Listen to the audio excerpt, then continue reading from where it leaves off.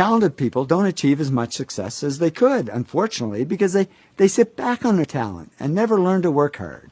That's what happened to Michael Jordan when he first started playing basketball. He had the talent, but he wasn't putting in the work, and the coach actually cut him from the high school basketball team.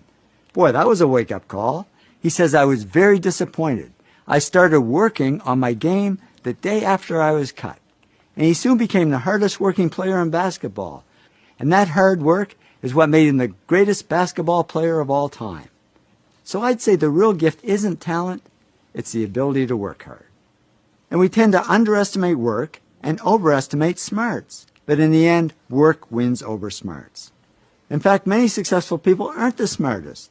They just work the hardest. Francois Parenteau said to me, I'm certainly not that smart. I can't even remember my own zip code. But he also says, work is a big part of my life. I think about investments pretty much 24 hours a day, 7 days a week. Nez Hallett III is CEO of Smart Wireless. And I thought that's ironic, because he told me he's not that smart. He says, I graduated from high school with a C average and college with a C- average. How did he do it? He said, if you're going to be successful at anything, the key thing is to work hard. Thomas Stanley studied hundreds of millionaires, and he discovered most millionaires weren't A students, didn't score high on tests, and teachers didn't think they'd ever succeed.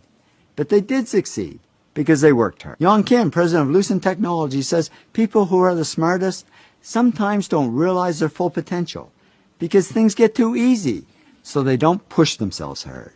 The bottom line is, whether you're smart or not, whether you're talented or not, just keep working.